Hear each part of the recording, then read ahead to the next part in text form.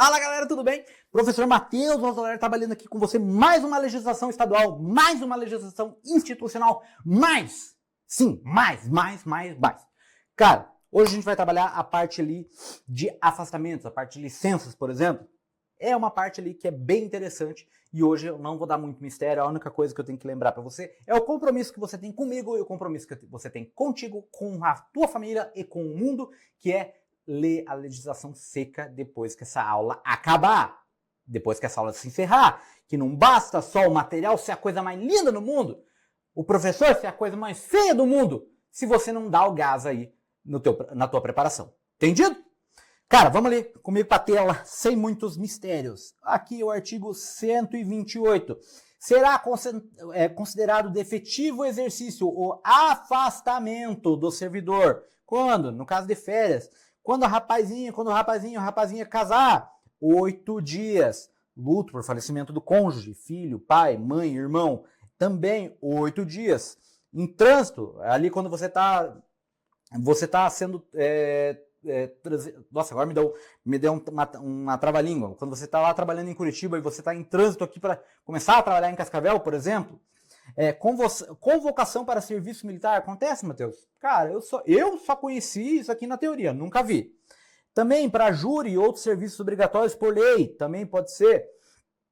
Ali você vai trabalhar ali no direito eleitoral, você vai ser mesário ali de uma mesa ali nas eleições.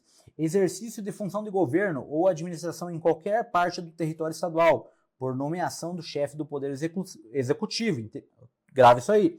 Exercício de cargo de função de governo por designação do presidente da República ou através de mandato eletivo na administração pública federal, estadual e municipal. Inclusive autarquias, sociedades de economia mistas, empresas públicas e fundações instituídas pelo poder público. Também em missão ou estudo no exterior ou em qualquer parte do território nacional, quando o afastamento houver sido autorizado pelo chefe do Poder Executivo.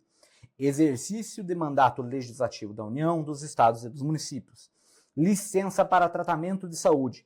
Licença para funcionário que sofrer acidente de trabalho ou for atacado por doença profissional. Nas formas do artigo a gente já vai ver. Licença a funcionário gestante, claro. Faltas até o máximo de 3 durante o mês por motivo de doença comprovada na forma regular. Então aqui essa parte de faltas é bem complicada. Você tem que lembrar que em um mês a pessoa pode faltar até 3 vezes sem estar...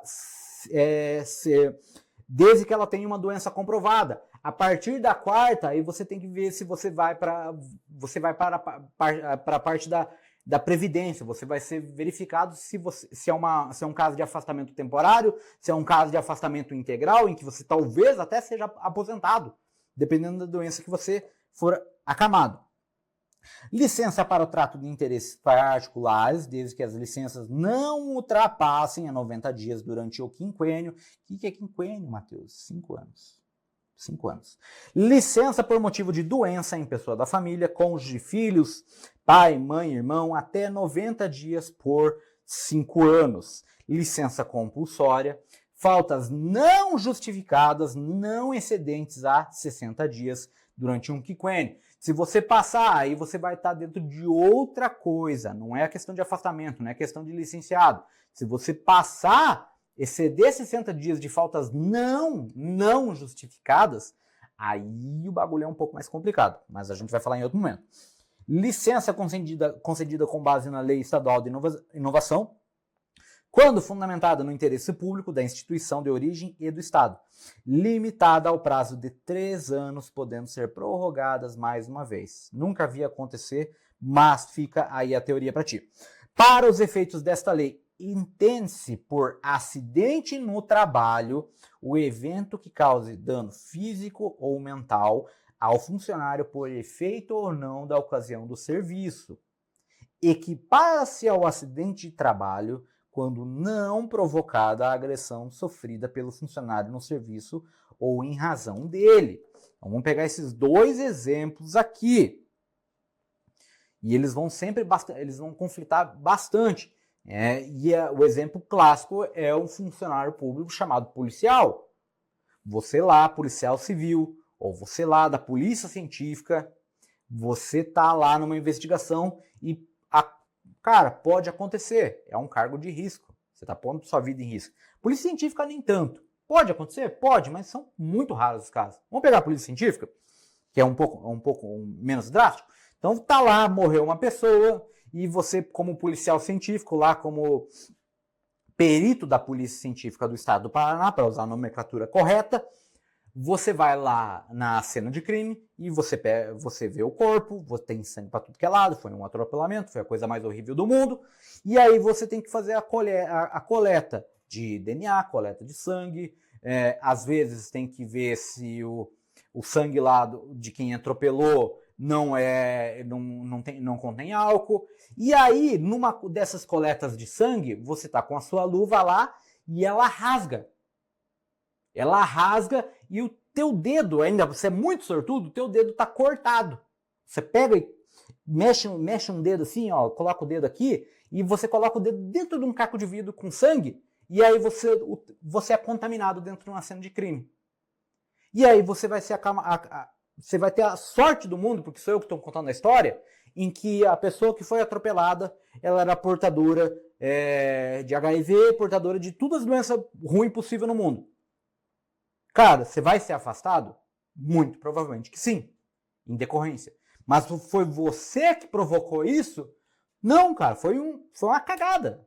Foi uma cagada que aconteceu ali e você estava trabalhando tudo certinho e rasgou a luva, cara, você não viu, tava escuro. Mas não foi você que optou por acontecer isso. Ou do jeito que a legislação fala que provocou isso. Agora seria um pouco diferente. Agora eu vou colocar aí as histórias da minha cabeça. Diferente se você chega ali como perito da polícia científica, isola a área, e daí tem uma pessoa que quer ver o irmão, você fala assim, não quero... a pessoa quer ver o irmão, você fala assim, cara, você não vai ver teu irmão, e a pessoa pega e fala assim, cara, eu só queria ver ele uma vez, daí você manda a pessoa tomar no cu, cara, às vezes não tomar no cu uma pessoa que já tá meio desamparada, porque o irmão morreu, cara, é o suficiente, o estopinho suficiente pra pessoa sair e meter a mão na tua cara. E essa pessoa quebra todos os teus dentes com um soco, porque você não pensou que a pessoa que você falou que não vai, que não merece, é uma pessoa de 2,15 metros de altura. Então, uma pessoa de 2,15 metros de altura, provavelmente ela tem uma mão muito pesada. Provavelmente ela tem uma bocha no lugar da mão. Então, aí você provocou esse acidente. Então, ali, nesse meu caso, muito, mas muito, muito louco e muito mirabolante, aí não seria um acidente de trabalho. Entendeu? Ali, ó, parágrafo 3º. Por doença profissional, para os efeitos dessa lei, entende-se aquela que decorrer de condições do serviço ou de fato aqueles ocorridos. Acontece muito em auxiliares administrativos que eles têm agora eu chamava de LER, mas agora não é mais LER, é outra nomenclatura agora para a lesão por esforço repetitivo. Mas eu sei que mudou a nomenclatura oficial disso aí. Então, ali, por ela estar numa posição, uma pessoa que está numa posição ali administrativa, ela fica fazendo o mesmo serviço automaticamente, do mesmo jeito, e ela acaba se lesionando, se machucando. Isso aí é uma doença profissional. Nos casos previstos nos parágrafos que eu li agora com vocês, deste artigo, o laudo resultante da expensão médica deverá estabelecer rigorosamente a caracterização do acidente de trabalho e doença profissional. Então, não é poderá, toma bastante cuidado com isso, é deverá. É considerado como defetivo exercício para todos os efeitos legais o período compreendido entre a data do laudo que determinar o afastamento definitivo do funcionário e da decretação da respectiva aposentadoria, desde que esse período não ultrapasse 90 dias. Isso que a gente quer, a gente está atrás dela. Estabilidade é a situação adquirida pelo funcionário efetivo após o transcurso do período de estágio probatório, que lhe garante a permanência no cargo. Lembra? 3 anos. Dele só podendo ser demitido em virtude de sentença judicial ou de decisão em processo administrativo em que lhe seja assegurado a ampla defesa. Olha que bonito. Então você só pode ser demitido do seu cargo depois de efetivado, depois estável, em decorrência de sentença judiciária ou em processo administrativo, e ambos têm que ter o contraditório e a ampla defesa. A estabilidade diz respeito ao serviço público e não ao cargo ou função. Ao serviço público e não a cargo e também não a função. O funcionário somente perderá o cargo quando vitalício em virtude de sentença judiciária, quando estável em virtude de sentença judiciária ou de processo administrativo, que haja concluído pela sua demissão depois que lhe haver sido amparada em defesa, ampla defesa.